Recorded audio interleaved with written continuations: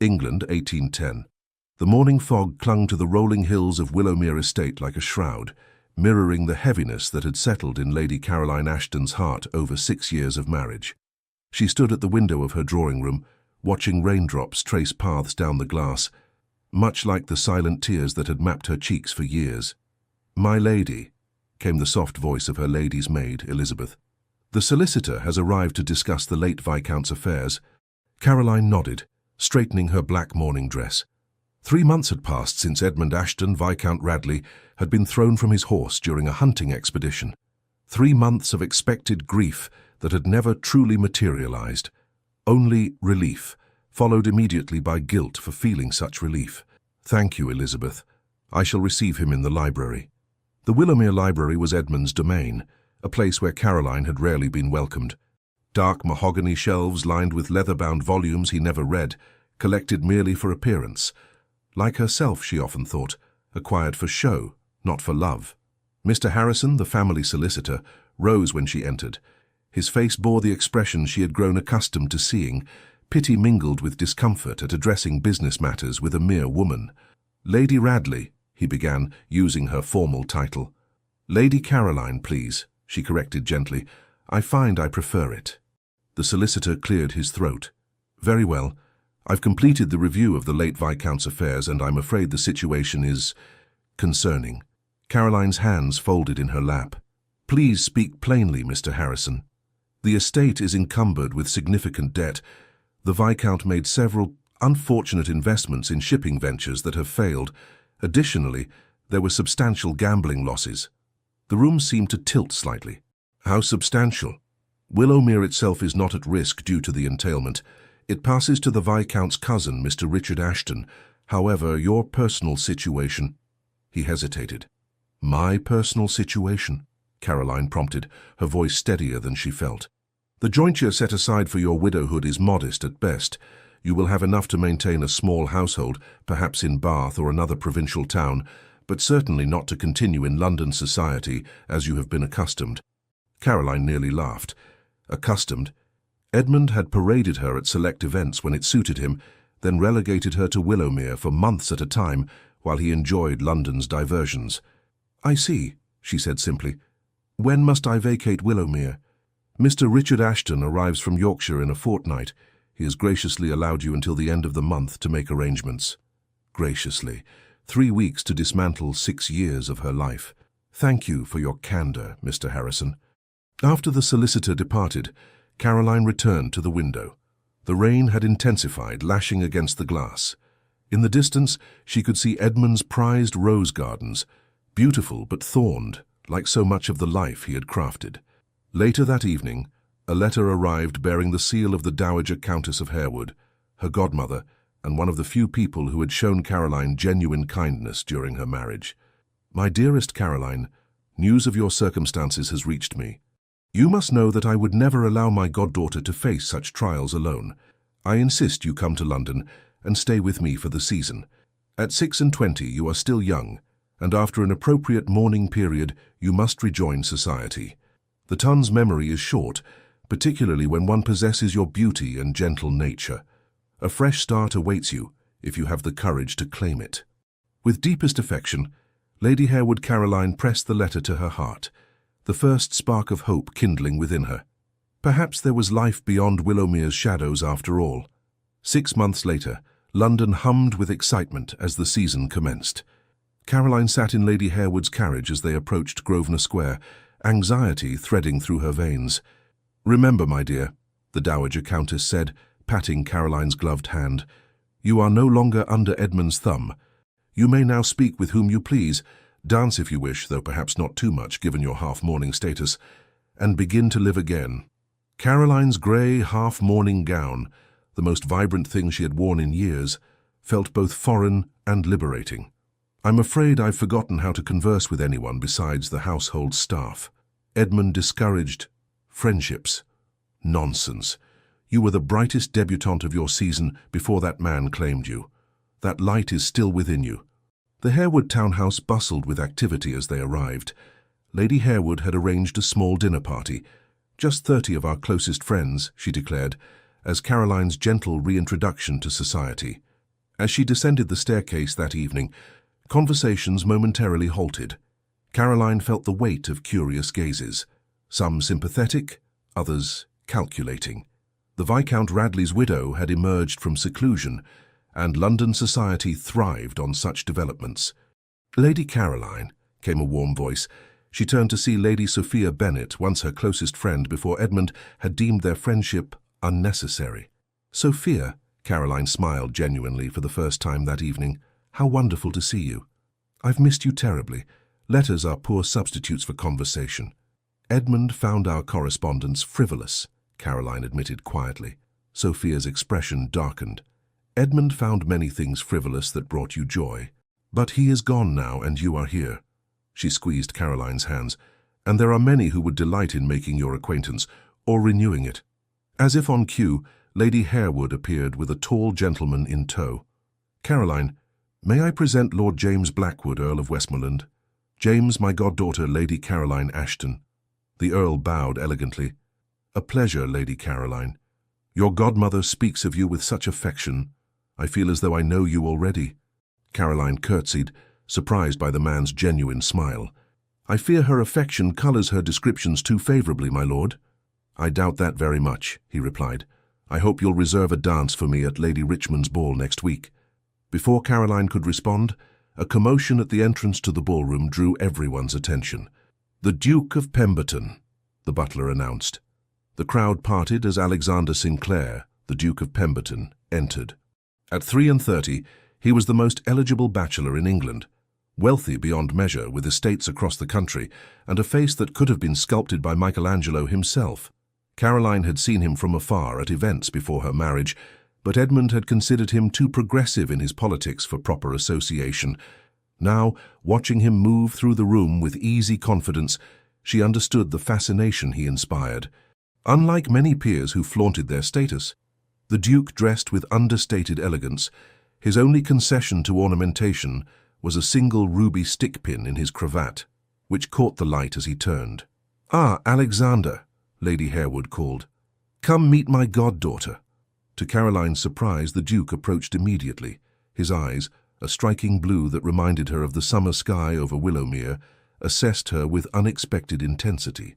"Your Grace, may I present Lady Caroline Ashton?" Lady Harewood said. "Caroline, His Grace, the Duke of Pemberton." "Lady Caroline." His voice was deeper than she expected, with a resonance that seemed to vibrate through her very bones as he bowed. "I believe we crossed paths some years ago, though we were never formally introduced." "Indeed, Your Grace, at Lady Hamilton's musicale, I believe." A flicker of surprise crossed his features. "You have an excellent memory." "It was indeed at Lady Hamilton's, where you played Beethoven's Moonlight Sonata with remarkable feeling." Caroline felt heat rise to her cheeks. "You flatter me, Your Grace. It was an amateur performance at best." "I never offer flattery, Lady Caroline, only truth." His gaze held hers a moment longer than propriety dictated. "I hope to hear you play again someday." As dinner was announced, Caroline found herself seated between Lord Westmoreland and an elderly viscount whose name she immediately forgot. Throughout the meal she was acutely aware of the Duke of Pemberton seated across and 2 places down, occasionally glancing in her direction when he thought she wouldn't notice. Later, as the gentlemen rejoined the ladies after port, Caroline retreated to a quiet corner near the terrace doors, needing a moment's respite from the constant vigilance required by society. "Finding the crowd overwhelming?"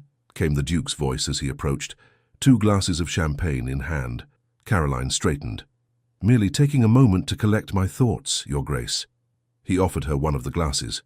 6 months of mourning at Willowmere must make London seem especially chaotic. You know of Willowmere? I know of most significant estates in England. My own property in Kent, Briarwood, neighbours your late husband's hunting grounds." He paused. "Please accept my condolences, though they come late." "Thank you, Your Grace," she replied automatically, the expected response ingrained by months of receiving such sentiments. The Duke studied her face. "Forgive me for speaking plainly, Lady Caroline, but you do not appear devastated by your loss." Caroline nearly choked on her champagne. "I beg your pardon?" "That was unconscionably forward of me." He looked genuinely contrite. "Please disregard—" "No," Caroline interrupted, surprising herself. "You merely observed what is true. My marriage was not— She searched for an appropriate word. It was not what I had hoped for when I was an optimistic debutante of 18. Something flickered in the Duke's eyes. Understanding, perhaps. Few marriages among our class are. We are fortunate if we find mere tolerance, let alone affection. Is that why you remain unmarried, Your Grace, avoiding mere tolerance? His lips curved into a smile that transformed his entire countenance. Perhaps I simply haven't met a woman who would tolerate me. Caroline found herself smiling in return. Somehow I doubt that very much. There it is, he said softly. I beg your pardon? Your smile. It's the first genuine one I've seen from you this evening. He bowed slightly. I shall count, drawing it forth as my achievement for the night. Good evening, Lady Caroline. As he walked away, Caroline became aware of multiple gazes fixed upon her, some curious, others openly disapproving. The Duke of Pemberton rarely engaged in extended conversation with anyone at social gatherings, let alone a widow in half-mourning. Lady Harewood appeared at her side. Well, my dear, it seems you've made quite an impression on Alexander. Surely he was merely being polite. Alexander Sinclair is many things, but merely polite is not among them. When he shows interest, it is genuine. She patted Caroline's hand. Come, Lord Westmoreland has been looking for you, and one must not favour a duke so obviously that other worthy gentlemen feel slighted. As Caroline moved through the remainder of the evening, she found her thoughts returning to the Duke of Pemberton's perceptive gaze and that brief moment when propriety had fallen away between them. For the first time in years, she felt a flutter of something long forgotten. Not merely hope, but possibility. What she didn't notice was the calculating gaze of Lord Richard Ashton, her late husband's cousin and the new Viscount Radley, watching her interaction with the Duke from across the room, his expression darkening with each passing moment. Lady Richmond's ball the following week was the highlight of the early season, an affair so lavish that invitations were coveted like rare jewels. Caroline stood at the perimeter of the ballroom, watching couples sweep across the floor in a country dance. Lady Caroline, Lord Westmoreland appeared at her side, bowing. I believe you promised me a dance this evening. She smiled at the Earl, who had called at Lady Harewood's house twice since their dinner. Indeed I did, my lord. As he led her onto the floor, Caroline felt eyes upon her. Half-mourning was an awkward state, no longer confined to complete seclusion, yet not fully returned to society's embrace. Her dove-grey gown with subtle lavender trim marked her status clearly. How you dance beautifully, Lord Westmoreland commented as they moved through the figures of the dance, though I sense your thoughts are elsewhere. Forgive me, Caroline replied. I'm relearning the rhythms of society. There is nothing to forgive. Your situation calls for adjustment. His kind eyes softened. I hope you know there are those who wish only for your happiness. The sincerity in his voice touched her. James Blackwood was everything proper society valued, titled, wealthy, and possessed of impeccable lineage. His late wife had died in childbirth 3 years prior, leaving him with a young daughter. He would make a sensible match for a widow with a modest jointure. Sensible. The word echoed hollowly. Hadn't she already endured a sensible match? As the dance concluded, a familiar voice spoke behind her. Lady Caroline. She turned to find the Duke of Pemberton, resplendent in midnight blue evening attire that enhanced the striking colour of his eyes. Your Grace. She curtsied as Lord Westmoreland bowed stiffly beside her. Pemberton, the Earl acknowledged. I wasn't aware you attended balls these days. You've been conspicuously absent from most this season. I find myself more selective about which invitations I accept, the Duke replied smoothly, before turning to Caroline. I wonder if I might claim the next dance, Lady Caroline. A murmur rippled through nearby observers. The Duke of Pemberton rarely danced at all, and certainly not with women in mourning, however partial. I believe the next dance is a waltz, Your Grace, Caroline said carefully. The waltz remained somewhat controversial, and for a widow to dance it could raise eyebrows. So it is, he confirmed, his expression revealing nothing of his thoughts. Do you waltz, Lady Caroline? The challenge in his question was unmistakable. Caroline glanced at Lady Harewood across the room, who gave an almost imperceptible nod. I do, Your Grace, though it has been some time. Then I shall endeavour to lead clearly. He extended his hand. As his gloved hand closed around hers, Caroline felt an unexpected jolt of awareness. The Duke led her to the center of the floor, just as the orchestra struck the opening notes of a Viennese waltz. His right hand settled at her waist, as his left took her right hand, maintaining the proper distance between them. Yet even with this correct spacing, Caroline felt an intimacy in the dance that the country dance with Lord Westmoreland had lacked entirely. "People are staring," she murmured as they began to move. "Let them," he replied simply. "London society suffers from a dearth of genuinely interesting occurrences. We are providing a service, really." A laugh escaped her before she could suppress it. "Is that your aim, Your Grace? To provide gossip fodder for the ton?" "My aim," he said, guiding her through a perfect turn, "is to dance with the most intriguing woman in the room." Caroline nearly missed a step. "Now I know you're being insincere. There are countless young debutantes whose company would be far more advantageous to a duke." "Advantageous," he repeated, his voice tinged with something like distaste. What an utterly dreary criterion for choosing one's dance partners. As they moved across the floor, Caroline became aware that other couples had given them a wider berth than necessary, the better to observe this unexpected pairing. "I must warn you," she said, "that associating with me may not be beneficial to your reputation. I am not in the best of standing with certain circles, because your husband left you in financial difficulty." At her startled look, he added, "London thrives on information, Lady Caroline. Little remains private for long." "Then you know I have nothing to offer beyond my questionable company." "On the contrary," he said, his eyes holding hers as they turned again. "You offer conversation unmarred by artifice, which is vanishingly rare in our circles. You also play Beethoven beautifully, if memory serves." The music swelled, and for a moment Caroline forgot about the watching crowd, lost in the simple pleasure of moving in perfect harmony with a partner who led with confidence but without domination, so unlike the controlling grip Edmund had employed in the few dances they had shared. As the waltz concluded, the Duke did not immediately release her hand. "Would you consider another turn about the floor after a suitable interval, perhaps the next waltz?" Dancing 2 consecutive dances with the same partner bordered on a declaration of intent. "Your Grace, I'm not certain that would be wise." "Wisdom is overrated, Lady Caroline. Sometimes courage proves far more rewarding." Before she could respond, Lady Harewood approached. "Alexander, you dance with unexpected grace for a man who so often claims to despise the activity." He bowed to the Countess. "Perhaps I simply required the right partner, Lady Harewood." "Indeed," the Dowager replied, her shrewd eyes assessing the situation.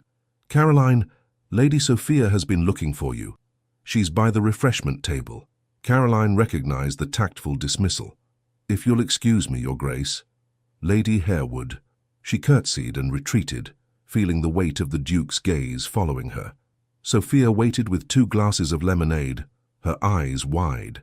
"Caroline Ashton, one dance with the Duke of Pemberton, and you've set the entire ballroom ablaze with speculation." Caroline accepted the lemonade gratefully. "It was only a dance, Sophia." "It was a waltz with the most eligible bachelor in England, who hasn't danced with anyone in at least 3 years, according to Lady Jersey." Sophia leaned closer. "And he couldn't take his eyes off you." "Don't be absurd. The Duke was merely being kind to Lady Harewood's goddaughter. Alexander Sinclair is many things, but merely kind is not among them. When he shows attention, it is deliberate." Caroline nearly laughed at the echo of her godmother's earlier assessment. "You and Lady Harewood are in remarkable agreement about the Duke's character." "Because we are correct," Sophia insisted. "Oh, don't look now, but Lord Richard is approaching and he appears most displeased." Caroline tensed. Richard Ashton, now Viscount Radley, had made no secret of his disdain for her during his brief stay at Willowmere after Edmund's death. He had inspected the estate like a merchant assessing goods, barely acknowledging Caroline's presence, except to inquire when she would vacate the premises. "Lady Caroline," his voice was as cold as she remembered, "how unexpected to see you participating so enthusiastically in the season's festivities. Your period of mourning seems to have concluded with remarkable speed." Caroline maintained her composure. "Good evening, Lord Radley. 6 months of deep mourning is the standard observance for a widow, as I'm certain you're aware. I now enter half mourning, as is appropriate." "Appropriate," he repeated, his gaze flicking to where the Duke of Pemberton stood conversing with Lord Westmoreland. Some might question whether waltzing with eligible bachelors falls within the boundaries of appropriate behavior for my cousin's widow.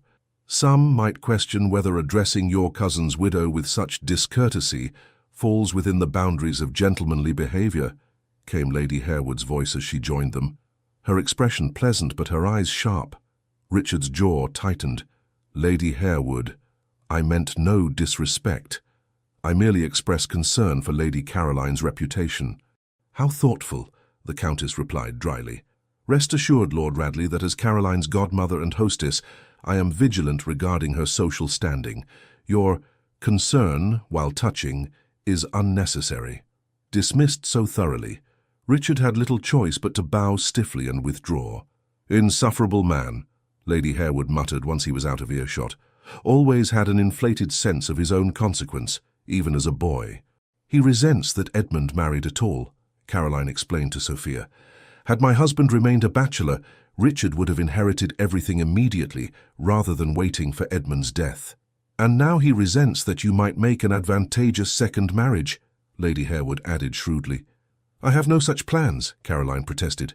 Perhaps not consciously, her godmother replied. But Alexander's interest has been noted, and Richard is astute enough to recognize what it could mean for your future, and by extension, for the gossip regarding the Ashton family affairs. Before Caroline could respond, the orchestra began tuning for the next dance set. Her heart quickened as she saw the Duke of Pemberton approaching once more, his expression determined.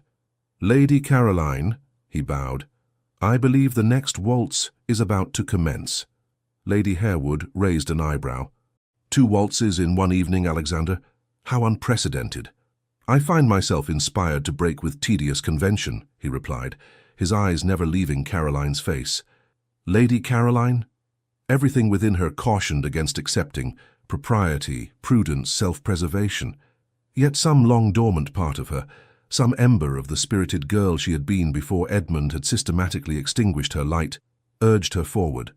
Yes, Your Grace, she said, placing her hand in his outstretched one. I would be delighted.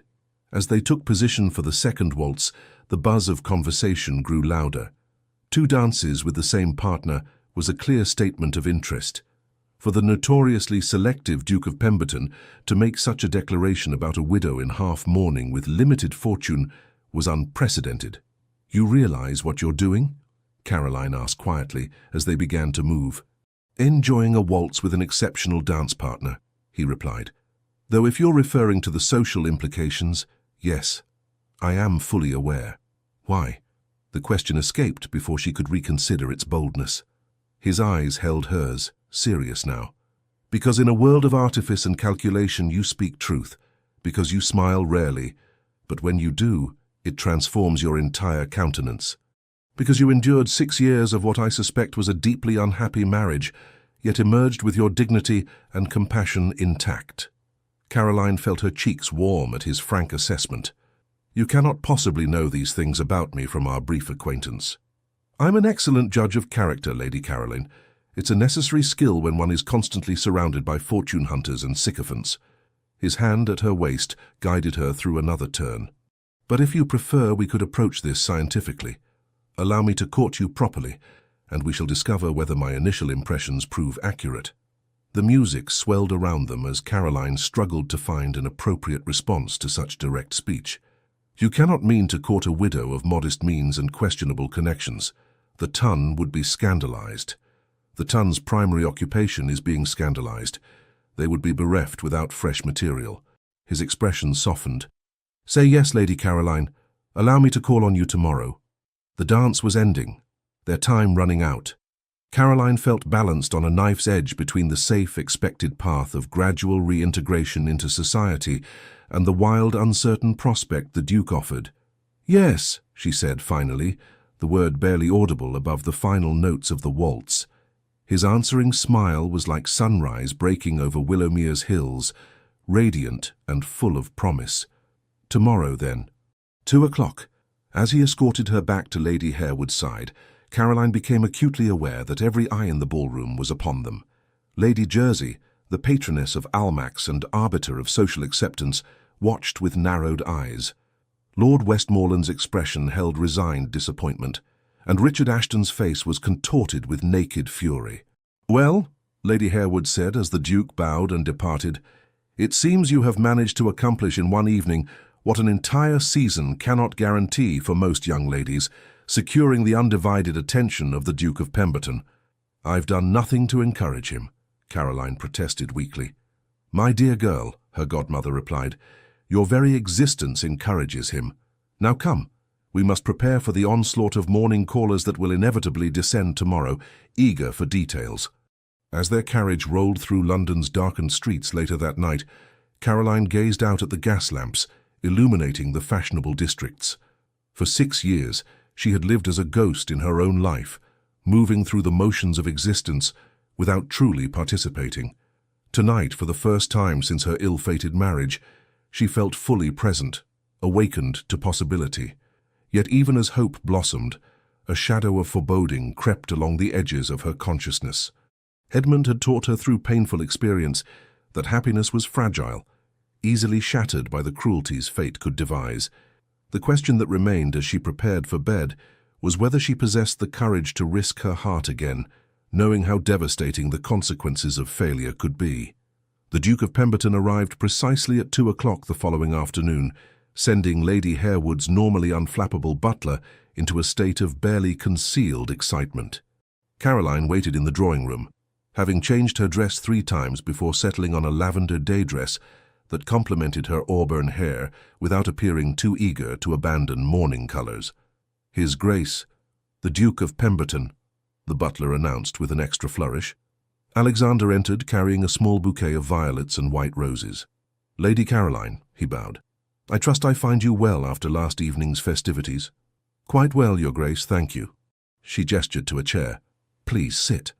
He presented the flowers before taking his seat. Violets seemed appropriate, subtle beauty that often goes unnoticed among showier blooms. The thoughtful comparison touched her. "Thank you. They're lovely." Lady Harewood, fulfilling her role as chaperone, sat across the room with her embroidery, close enough to observe propriety, yet far enough to allow some privacy in conversation. "I must confess," Alexander began, "that I've taken the liberty of making some inquiries about Willowmere's situation." Caroline stiffened. "You've been investigating my late husband's affairs." "Not precisely. Rather, I've been consulting with my man of business regarding certain shipping ventures that failed shortly before Viscount Radley's death." His eyes held hers steadily. "The same ventures that contributed significantly to your current financial constraints." "I fail to see how my financial situation concerns the Duke of Pemberton," Caroline replied carefully. "It concerns me because I suspect there is more to those failures than simple misfortune." He leaned forward slightly. "Lady Caroline, do you recall the names of any specific ships or companies your husband invested in?" The conversation had taken an unexpected turn. The East India Company, naturally, and something called the Caribbean Trading Consortium, I believe. "Edmund rarely discussed business matters with me." Alexander's expression sharpened. "The Caribbean Trading Consortium. Are you certain?" "Yes. I remember because of the unusual medallion Edmund received when he joined their investors. Bronze with a sailing ship." "Why do you ask?" "Because the Caribbean Trading Consortium doesn't exist, at least not as a legitimate enterprise." His voice lowered. "It's a front for something else entirely." Caroline felt as though the floor had tilted beneath her. "What are you suggesting?" "I'm not entirely certain yet, but I have reason to believe your husband may have been involved in something irregular, possibly illegal."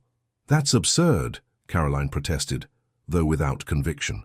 Edmund had been secretive about his business dealings, often disappearing to Liverpool for days without explanation. What possible illegal activity could a viscount be engaged in? Alexander glanced toward Lady Harewood, ensuring she remained occupied with her needlework. "There are rumors of certain aristocrats investing in prohibited trade routes, circumventing the blockades against Napoleon's France." Caroline's hand flew to her throat. "Treason.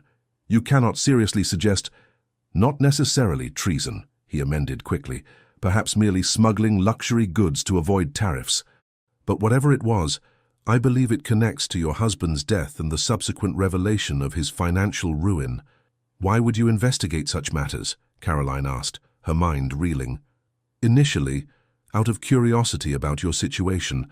Then, as connections emerged to certain inquiries I was already pursuing, he hesitated. I serve on a committee that advises Parliament on maritime regulations. Unusual patterns in shipping losses came to our attention last year. A knock at the drawing-room door interrupted them. Lady Harewood's maid entered with a calling card on a silver tray. Lord Richard Ashton, Viscount Radley, my lady, she announced. Caroline exchanged an alarmed glance with Alexander. Please inform Lord Radley that I am indisposed. I've already advised him of your prior engagement, my lady, the maid replied. He insists it's a matter of urgency regarding Willowmere Estate. Lady Harewood rose from her seat. Show him in, Jenkins. But inform him Lady Caroline can spare only a few minutes. Richard entered moments later, his expression souring instantly upon seeing the Duke. Pemberton, how unexpected to find you here. Radley, Alexander acknowledged with cool formality, remaining seated beside Caroline in a clear indication of his established presence. Richard turned to Caroline. I require a private conversation regarding family matters, cousin. Anything concerning Willowmere can surely be discussed in the presence of my godmother, Caroline replied. And his Grace was kind enough to call, so I cannot dismiss him without grave discourtesy. Richard's jaw tightened. Very well. I've discovered discrepancies in the estate accounts during the final months of Edmund's life. Substantial sums withdrawn without clear purpose. As I explained at the reading of the will, I was not privy to my husband's financial decisions, Caroline said evenly. Yet as his widow, you might possess documents or correspondence that could illuminate these matters. Richard's gaze flicked meaningfully to a small writing desk in the corner, Edmund's, which Caroline had brought from Willowmere. Edmund was meticulous in his record-keeping. I find it difficult to believe he left no explanation for transactions amounting to over £5,000. Alexander shifted slightly beside her. £5,000 is indeed a significant sum. When exactly were these withdrawals made, Radley? Richard's expression closed. I don't recall soliciting your input, Pemberton. This is a family matter. Of course, Alexander replied smoothly. My apologies for the intrusion. If you believe specific documents exist, Lord Radley, you might describe them so I can search more effectively, Caroline suggested. A ledger bound in green leather, Richard said after a moment's hesitation. Edmund mentioned it in a letter shortly before his death. Alexander's hand brushed Caroline's briefly as he reached for his teacup, a subtle gesture of warning.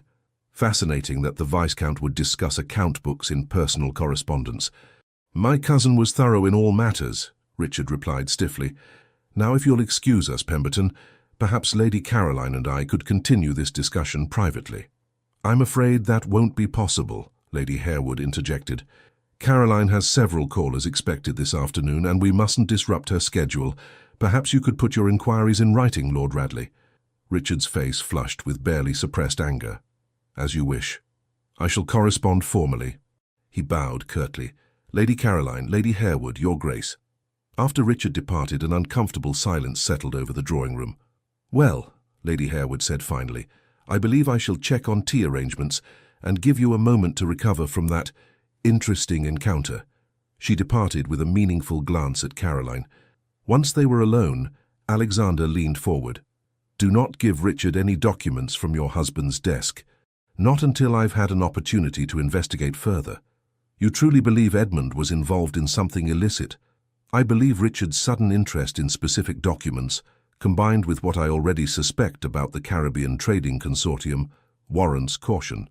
His blue eyes were intense with concern. Promise me you'll be careful. Richard Ashton strikes me as a man who values inheritance above integrity. Caroline nodded slowly. I promise. But you must tell me what you discover. You have my word. He hesitated, then took her hand. Caroline. May I call you Caroline when we're speaking privately? The informal address sent a flutter through her chest. Yes. Caroline, there are forces at work here beyond a simple matter of inheritance. If my suspicions are correct, your husband's death may not have been the accident it appeared to be. She drew in a sharp breath. You cannot mean... I don't know yet, but I intend to find out. His thumb traced a gentle circle on the back of her hand. In the meantime, I hope you'll allow me to continue calling on you. for reasons entirely separate from this investigation. The warmth in his eyes left no doubt as to his meaning. Despite the troubling revelations about Edmund, Caroline felt a surge of unexpected joy at his words. "I would like that very much," she admitted softly. Their moment of connection was interrupted by Lady Harewood's return with the tea tray. The remainder of Alexander's call passed in pleasant conversation about music, literature, and his estate at Briarwood. Ordinary topics that felt extraordinary simply because Caroline was permitted to express genuine opinions, a freedom Edmund had never allowed. As Alexander rose to leave, he bowed over her hand. "With your permission, I would like to escort you on a carriage ride through Hyde Park tomorrow afternoon." "A public appearance," Caroline noted. "You realize what that will signify?" "I do," he confirmed, his expression serious yet warm. "The question is whether you are prepared for what will follow." Caroline thought of the lonely years stretching behind her, and the unexpected possibility of joy that now presented itself. "Yes," she said with more confidence than she felt. "I am." The following weeks transformed Caroline's position in London society. The Duke of Pemberton's marked attention elevated her from unfortunate widow to the subject of intense fascination. Daily he sent small tokens, books of poetry, sheet music, once even a small painting of Willowmere commissioned from a renowned landscape artist who had apparently been dispatched to capture the view specifically for her. Their carriage rides through Hyde Park became a regular occurrence, as did his attendance at the small musical evenings Lady Harewood hosted. When Caroline played the pianoforte, Alexander turned pages for her, their hands occasionally brushing in a manner that sent electricity coursing through her veins. Not everyone approved of this rapid courtship. Lord Westmoreland had withdrawn his attentions with dignified grace, but Richard Ashton had become increasingly vocal in his disapproval, hinting to anyone who would listen that Caroline had neglected proper mourning protocols and was pursuing the Duke's fortune with unseemly haste. Lady Jersey, the formidable patroness of Almack's, had initially sniffed at the match, but Alexander's unwavering attention eventually softened even her stance. "The Duke has always been eccentric in his choices," she was overheard saying at Lady Pembroke's dinner, "but one cannot deny the lady carries herself with dignity despite her circumstances." Throughout this social whirlwind, Alexander continued his discreet investigation into Edmund's business dealings. Occasionally he would ask Caroline seemingly innocuous questions about her late husband's associates or travel habits, careful never to discuss such matters where they might be overheard. 6 weeks after their first waltz, Alexander invited Caroline to tour the Pemberton House Art Gallery, accompanied by Lady Harewood. The magnificent townhouse on Grosvenor Square impressed even the Dowager Countess, who had seen the grandest homes in England. "Your collection is remarkable," Caroline observed as they moved through the gallery. Renaissance masterpieces hung alongside more contemporary works by Turner and Constable. "My grandfather was the true collector," Alexander explained. "I've merely added pieces that speak to me personally." He guided her toward a small alcove where a single painting hung, a rendering of a young woman in a garden, her face turned slightly away as she reached for a rose. "This is my most recent acquisition." Caroline studied the painting. "She reminds me of someone, though I cannot place whom." "I purchased it because the subject's profile resembled yours," Alexander admitted quietly. "The artist captured a sense of longing that I recognized in you that first evening at Lady Harewood's." Lady Harewood, sensing the intimate turn of conversation, discreetly moved to examine a sculpture several yards away. "Alexander," Caroline began, using his given name for the first time. "What is happening between us? Everything has proceeded so quickly." He took her gloved hand, his expression earnest. "What's happening is that I am falling in love with you, Caroline. I have been since that first waltz, perhaps even since Lady Hamilton's musical years ago, though I didn't recognize it then." The declaration, though half expected given his attentions, still stole her breath. "We've known each other such a short time." "Some souls recognize each other instantly," he replied. "I know your favorite composer is Beethoven. I know you prefer prose to poetry, but make an exception for Wordsworth. I know you take your tea with honey instead of sugar, and that you unconsciously touch the emerald ring on your right hand when you're anxious, as you're doing now." Caroline glanced down, surprised to find he was correct. The emerald had been her mother's, the only piece of jewelry Edmund hadn't selected for her. I know you are unhappy in your marriage, Alexander continued gently. And I know you fear allowing yourself to hope for something different. How can you be certain? She whispered. How can you know that what you feel now won't change once the novelty fades? Because what draws me to you isn't novelty, but substance. He stepped closer. Caroline, I don't expect an answer today, but I want you to know my intentions are honorable and my feelings sincere.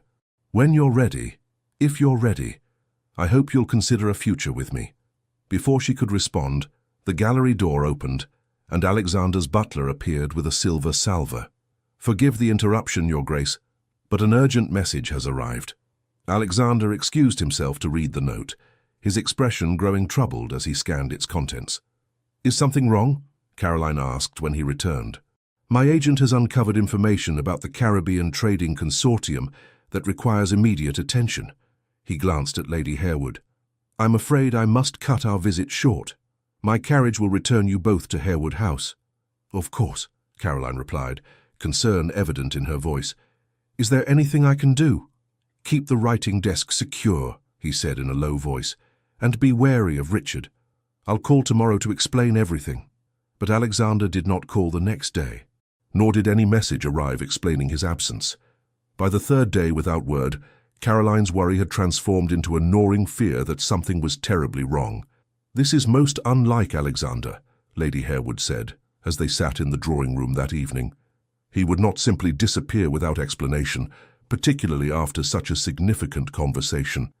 Perhaps he's reconsidered his declaration, Caroline suggested, though she didn't believe it herself. Alexander's feelings had been too genuine, his attention too consistent for such an abrupt reversal. Nonsense! Her godmother rang for the butler.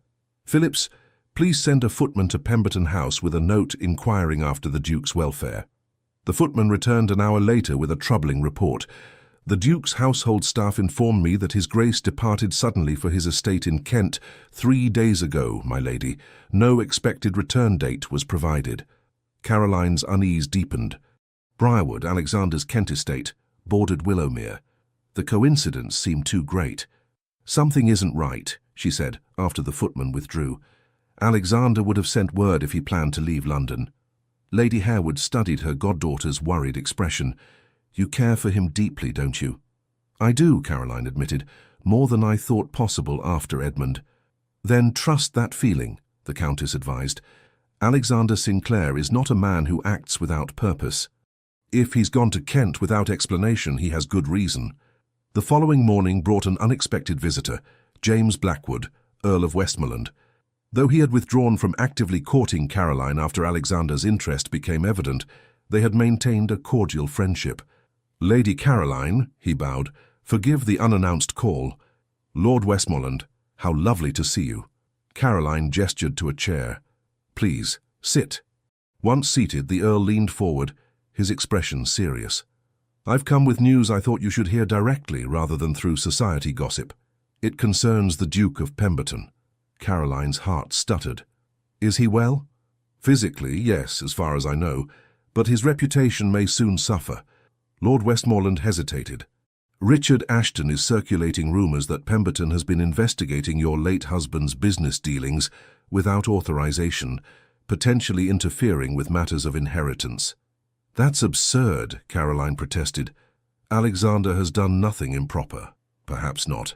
But Lord Radley is presenting it as though Pemberton is attempting to uncover financial resources that rightfully belong to the estate, resources you might be concealing.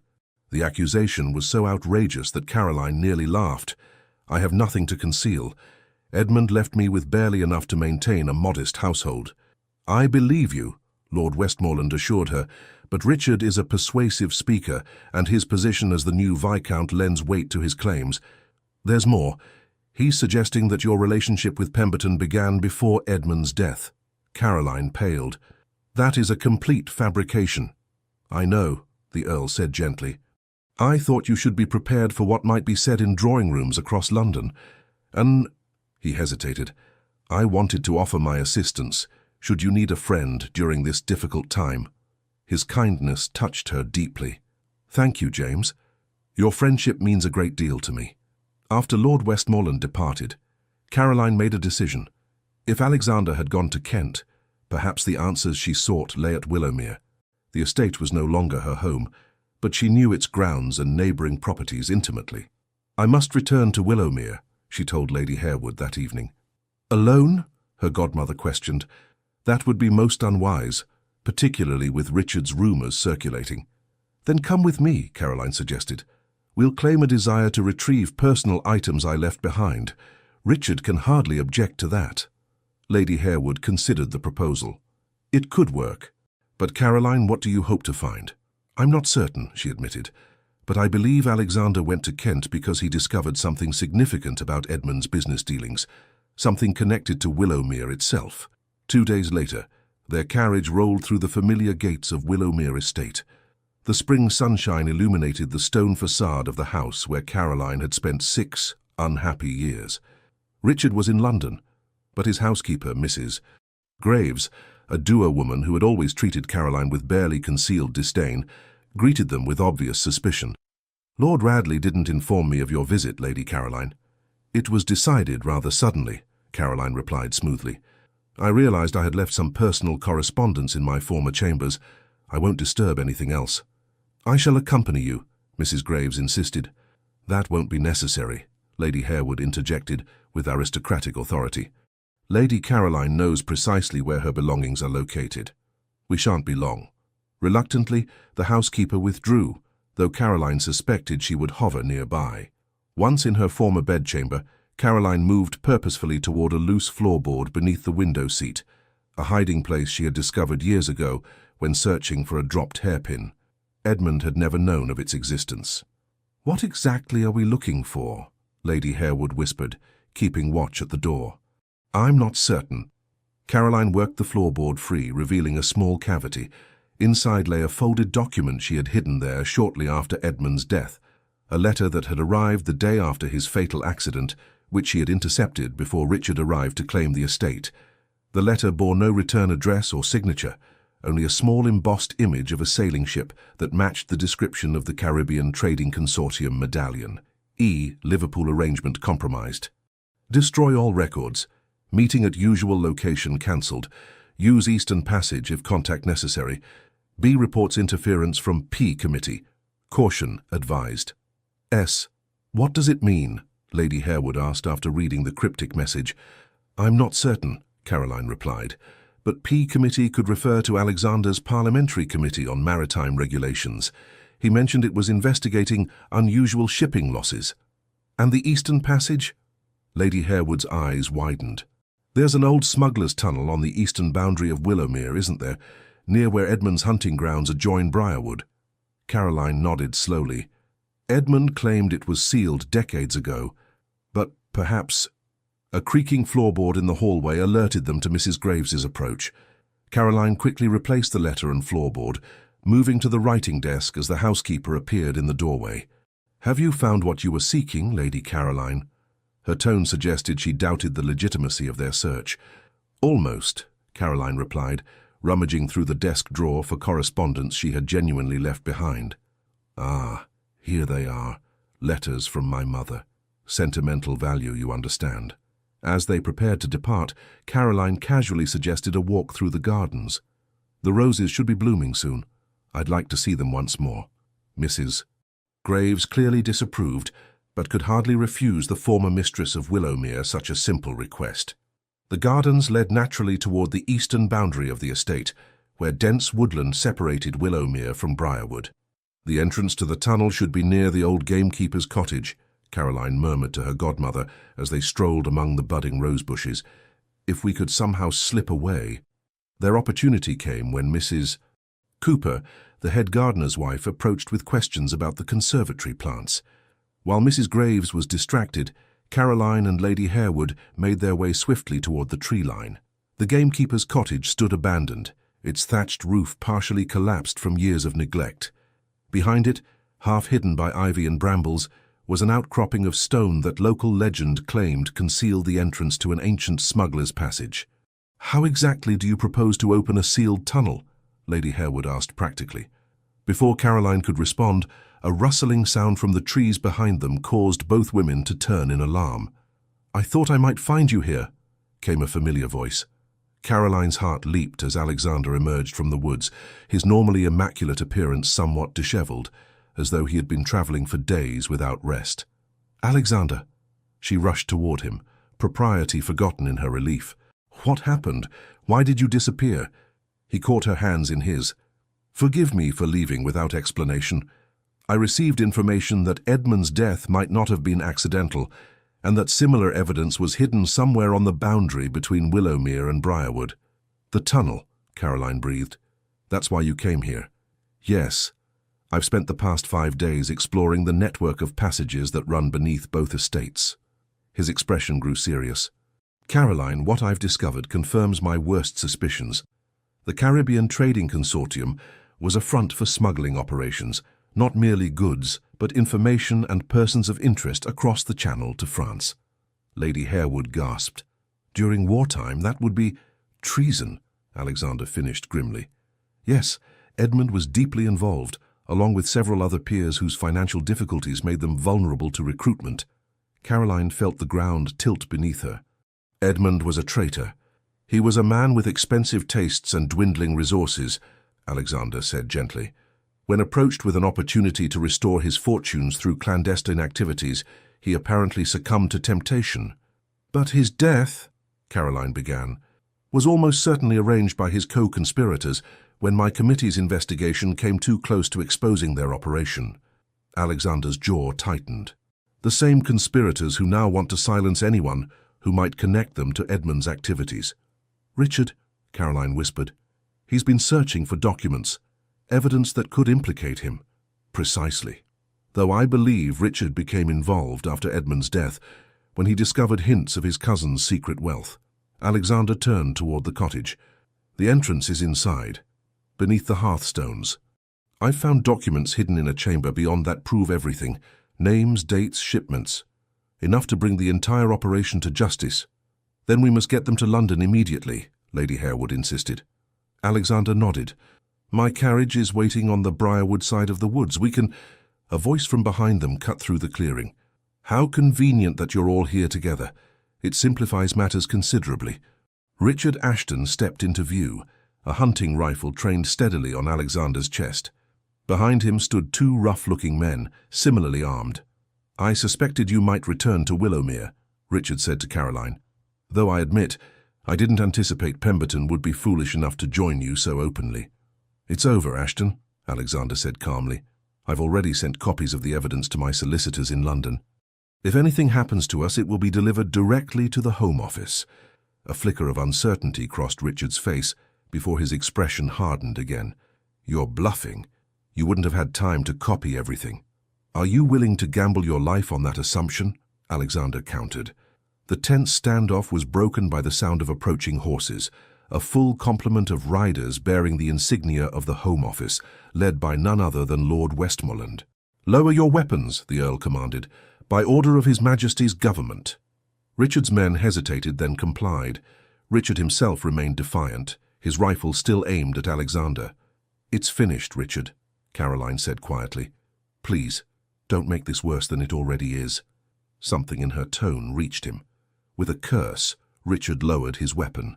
As the Home Office men took Richard and his companions into custody, Lord Westmoreland approached Caroline, Lady Harewood, and Alexander. "I received your message," he said to Alexander, "though I confess I didn't expect to find you all in such perilous circumstances." Alexander clasped the Earl's hand gratefully. "Your timing is impeccable, James. How did you know where to find us?" "Lady Harewood's maid mentioned your destination when I called at Harewood House," James explained. "Given what you'd shared about Ashton's involvement in the smuggling ring, I thought it prudent to follow with reinforcements." Caroline looked between the 2 men in confusion. "You were working together?" "Not initially," Alexander admitted. "But when my investigation began pointing toward treasonous activities, I needed someone with connections to the Home Office. James and I have been friends since Oxford, despite our occasional rivalry." Lord Westmoreland smiled ruefully. "When Pemberton explained the danger you might be in, Lady Caroline, our collaboration became a simple matter. Some things transcend personal disappointment." As Home Office officials entered the gamekeeper's cottage to retrieve the hidden documents, Alexander drew Caroline aside. "I owe you an explanation and an apology," he said. "I should have trusted you with the full truth from the beginning." "You were protecting me," Caroline replied. "Though in the future I would prefer honesty to protection." His eyes warmed at her words. "The future," he repeated softly. "Does that mean you've considered my question from the gallery?" Caroline looked up at him. This man who had risked everything to uncover the truth and protect her reputation. "I have." "And?" he prompted when she didn't continue. "And I find that despite my best efforts to maintain a sensible caution," she said with a smile that reached her eyes for the first time in years, "I have fallen quite irretrievably in love with you, Alexander Sinclair." He drew her hands to his lips, kissing them fervently. "Then if you'll permit me, I shall ask properly once we're safely back in London, with considerably more romance and far fewer rifles pointed in our direction." Caroline laughed, the sound bright and free in the spring air. "I'd like that very much." The scandal that erupted following Richard Ashton's arrest shook London society to its foundations. Treason among the aristocracy was the sort of delicious outrage that sustained the Ton's gossip for months. That the Duke of Pemberton had been instrumental in uncovering the conspiracy only enhanced his already considerable standing. Caroline, however, found herself in a precarious position. As Edmund's widow, suspicion initially fell on her as well, despite Alexander's vehement defense of her innocence. For 2 agonizing weeks, she endured questioning from Home Office officials and thinly veiled accusations in the press. The tide began to turn when Lord Westmoreland publicly vouched for her character, followed by statements from other respected peers who had observed her conduct since returning to London. Lady Jersey, in a remarkable demonstration of support, invited Caroline to Almack's and pointedly engaged her in conversation throughout the evening. "The Ton may love a scandal," Lady Harewood observed, "but they love redemption even more, particularly when it involves a duke in love," and Alexander was undeniably in love. Throughout the investigation and subsequent trial preparations, he remained steadfastly by Caroline's side, his devotion evident to anyone with eyes to see. When the Home Office finally cleared her of any knowledge or involvement in her late husband's treasonous activities, Alexander hosted a small celebration dinner at Pemberton House. "To new beginnings," he toasted, raising his glass to Caroline across the table. Their courtship, which had begun with such intensity before the revelations at Willowmere, resumed with greater depth and understanding. Alexander invited Caroline and Lady Harewood to Briarwood, where Caroline delighted in the extensive library and magnificent gardens that had been designed by Capability Brown himself. "My mother loved this view," Alexander told her, as they strolled along the terraced lawn overlooking the Kent countryside. "She would sit for hours sketching the landscape." "It's easy to see why," Caroline replied, breathing in the scent of lilacs carried on the summer breeze. "There's a serenity here that nourishes the soul." That's precisely what she used to say. He took her hand, drawing her toward a stone bench beneath an ancient oak tree. "Caroline, there's something I wish to ask you." Her heart quickened as he guided her to sit, then knelt before her on one knee. "6 months ago I attended a dinner party, out of obligation to an old family friend," he began, his blue eyes holding hers with unwavering intensity. "I had no expectation that evening would change my life. Then I saw you, not merely your beauty, which is considerable, but the quiet dignity with which you carried yourself, despite the pain I glimpsed behind your smile." He reached into his pocket, withdrawing a small velvet box. "Every day since has only deepened my conviction that you are the woman I have waited for all my life. Your courage, your compassion, your strength in the face of adversity, these have humbled and inspired me." Opening the box, he revealed a magnificent sapphire ring surrounded by diamonds. "This was my grandmother's, given to her by a man who adored her until his last breath. I can promise you no less devotion. Caroline Ashton, would you do me the extraordinary honor of becoming my wife?" Tears filled Caroline's eyes, not the silent tears of suffering she had shed for years, but tears of joy so profound it nearly overwhelmed her. "Yes," she whispered, her voice growing stronger with certainty. "Yes, Alexander, with all my heart, yes."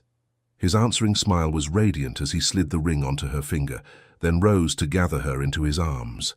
Their kiss, tender yet passionate, sealed a promise that neither had dared to hope for at the beginning of the season. Lady Harewood, who had discreetly withdrawn to allow them privacy, returned to find them sitting together on the bench, Caroline's head resting on Alexander's shoulder. "I take it congratulations are in order?"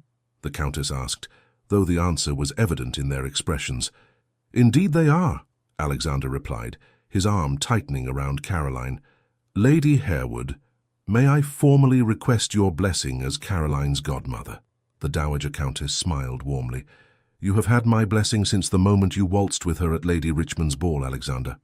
I recognized then what Caroline herself was only beginning to hope for, that genuine love was finally finding her. The announcement of their engagement appeared in the Morning Post the following week, creating a sensation that eclipsed even the ongoing scandal of the smuggling ring. That the Duke of Pemberton, England's most eligible bachelor, had chosen to marry the widow of a traitor was deemed either tremendously romantic or utterly baffling, depending on one's perspective. "They're saying I've ensnared you with feminine wiles," Caroline told Alexander, with a mixture of amusement and dismay as they reviewed the latest gossip sheets. "Considering I pursued you with single-minded determination from our first waltz, that seems rather backward," he replied, unperturbed. "Though I'm happy to credit you with whatever wiles assisted in making me fall desperately in love with you." Caroline laughed, a sound that had become wonderfully common in recent weeks. "You're impossible. Impossibly devoted," he corrected, bringing her hand to his lips. Their wedding was set for September, a relatively short engagement by aristocratic standards, but neither saw reason to delay. Lady Harewood took charge of the arrangements with characteristic efficiency, ensuring that the ceremony would be both elegant and dignified despite its swiftness. "Nothing ostentatious," Caroline insisted. "I've had enough of being a spectacle this year." The ceremony took place at St. George's, Hanover Square, the church filled with England's highest-ranking peers and their families. Caroline, radiant in ivory silk with antique Pemberton lace adorning her train, carried a bouquet of white roses and violets, a reminder of Alexander's first gift to her. As she walked down the aisle on Lord Westmoreland's arm, the Earl having graciously offered to give her away, Caroline caught sight of Alexander waiting at the altar. The love shining in his eyes banished the last shadows of doubt from her heart. This was not Edmund. This was a man who saw her truly, valued her completely, and loved her unconditionally. The vows were exchanged with clear, steady voices. When Alexander placed the Pemberton wedding ring, a band of gold that had graced the hand of every duchess for 2 centuries, beside the sapphire engagement ring, Caroline felt the weight of history and promise it represented. "I now pronounce you man and wife," the bishop declared. "Your Grace, you may kiss your Duchess." Alexander's kiss was gentle yet possessive, a perfect balance that embodied their relationship. When they turned to face the congregation as the Duke and Duchess of Pemberton, the applause that erupted was deafening. The wedding breakfast at Pemberton House was a more intimate affair, with only close friends and family in attendance. Lady Harewood dabbed at her eyes repeatedly, while Lord Westmoreland offered a toast so heartfelt that even the most cynical guests were moved. "To finding love where least expected," the Earl concluded, raising his glass to the newlyweds, "and to the courage required to embrace it." Later, as they prepared to depart for their wedding journey to Italy, Alexander drew Caroline into the library for a private moment. "Happy, Duchess?" he asked, his arms encircling her waist. "Deliriously so," she replied, reaching up to touch his face, "though I'm still becoming accustomed to the title." "It suits you perfectly." He kissed her forehead. "I have something for you. A wedding gift." From his desk, he retrieved a leather portfolio. "Open it," he encouraged. Inside, Caroline found documents bearing the seal of the Crown, the deed to Willowmere Estate. "Alexander," she gasped, "how is this possible? The estate was entailed to Richard." "The Crown seized all of Richard's properties following his conviction for treason," Alexander explained. "I petitioned for the right to purchase Willowmere, given its proximity to Briarwood. The request was granted last week." Caroline stared at the documents in disbelief. "You bought Willowmere, but why?" "Because it was your home for 6 years, and despite the unhappiness you experienced there, I thought you might wish to reclaim it on your own terms." His expression grew serious. "The memories you create in a place can transform it, Caroline. I thought perhaps we might make new memories at Willowmere, happy ones that would gradually overcome the painful past." Tears welled in her eyes at the profound thoughtfulness of his gift. You would do that for me? Even knowing what happened there? I would do anything for you, he said simply, including helping you rewrite the story of Willowmere, if that's what you wish. Or we never need set foot there again. The choice is entirely yours. Caroline studied the deed, emotions swirling through her heart. Willowmere had been her prison for 6 long years, yet the estate itself was innocent of Edmund's cruelty. The rose gardens, the rolling hills, the ancient oaks, they had offered solace during her darkest hours. I think, she said slowly, that I would like to visit occasionally. Perhaps we could renovate it as a summer home, or... She hesitated, then continued with greater certainty, a foundling home for orphaned girls, a place where they could learn and grow in safety, surrounded by beauty. Alexander's eyes lit with admiration. The Willowmere School for Young Ladies. It's perfect. Truly? You wouldn't mind? Mind? Caroline, your compassion is one of the countless reasons I love you. He kissed her softly. Willowmere transformed from a place of sorrow to one of opportunity and hope. I can think of no better legacy for us to build together. As their carriage departed London later that afternoon, Caroline watched the city recede through the window. 6 months ago, she had arrived as a widow with uncertain prospects and a heart scarred by years of neglect. Now she departed as a duchess, her heart healing and expanding with each day in Alexander's love. "What are you thinking?" Alexander asked, his hand covering hers. "That happiness found me when I least expected it," she replied, "and that sometimes the greatest act of courage is allowing oneself to hope again." He smiled, drawing her close against his side. "Then let us be courageous together, my Duchess, for all the days to come." As the carriage rolled through the countryside toward the future they would build together, Caroline knew with absolute certainty that her tears of sorrow had truly been transformed into tears of joy, not just for a moment, but for a lifetime. 1 year later. The September sunshine bathed the gardens of Willowmere in golden light as Caroline walked among the roses, now flourishing under the care of a new head gardener. The estate had undergone a remarkable transformation in the past year. The grim, oppressive atmosphere Edmund had cultivated, replaced by warmth and purpose. "Your Grace," called Miss Henderson, the headmistress Caroline had hired to oversee the newly established Willowmere School for Young Ladies. "The new pupils have arrived from London." Caroline smiled at the slender woman, who had proven an ideal choice for the position. Firm yet kind, with progressive ideas about female education that aligned perfectly with Caroline's vision. "Thank you, Miss Henderson. I'll come greet them shortly." Inside the manor, rooms once shrouded in darkness now burst with light. The drawing room where Caroline had spent countless lonely hours had been converted into a library filled with books on every subject: literature, mathematics, natural philosophy, languages. Edmund's imposing study was now a music room, the grim portraits replaced with landscapes and cheerful still lifes. 20 young girls between the ages of 8 and 16, all orphaned or abandoned, now called Willowmere Home. They wore simple but well-made uniforms, learned from qualified teachers, and were encouraged to develop their individual talents, whether academic, artistic, or practical. "They're a bit overwhelmed," Miss Henderson confided as they watched the newest arrivals explore the gardens. "Most have never seen anything beyond London's poorest districts." "They'll adjust," Caroline replied confidently. "Children are remarkably resilient when given security and kindness." A familiar voice called from the terrace, and Caroline turned to see Alexander striding toward her, their 6-month-old daughter Elizabeth cradled in his arms. "There you are," he said, pressing a kiss to her temple. "Our little Duchess has been asking for her mother." Caroline took the baby, breathing in the sweet scent of her downy head. Elizabeth Grace Sinclair, with her father's blue eyes and her mother's auburn curls, was the living embodiment of their love, and the greatest joy Caroline had ever known. "How was your meeting with the Home Office?" she asked as they walked toward the new arrivals. "Productive. The Secretary has approved funding for similar schools in Yorkshire and Devon based on Willowmere's success."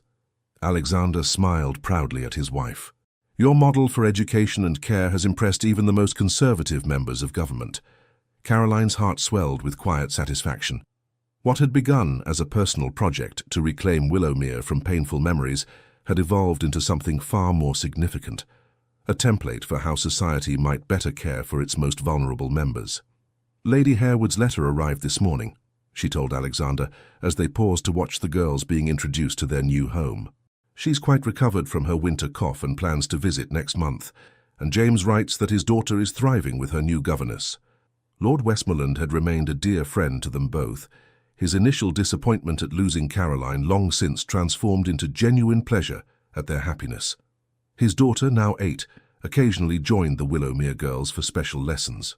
Your Grace, one of the new arrivals, a solemn-faced girl of about 10, approached hesitantly. Is it true we're to live here, all of us? Caroline knelt to the child's level, carefully balancing Elizabeth on her hip.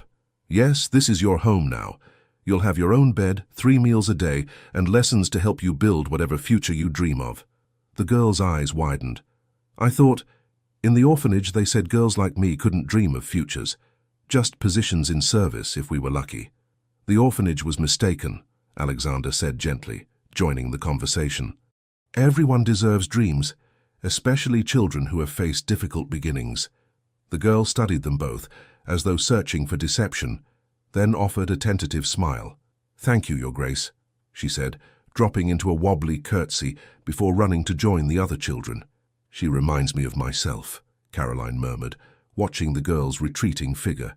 So cautious about allowing herself to hope. Alexander wrapped an arm around his wife and daughter. And like you, she'll learn that hope is not merely a foolish fancy, but the foundation upon which we build meaningful lives.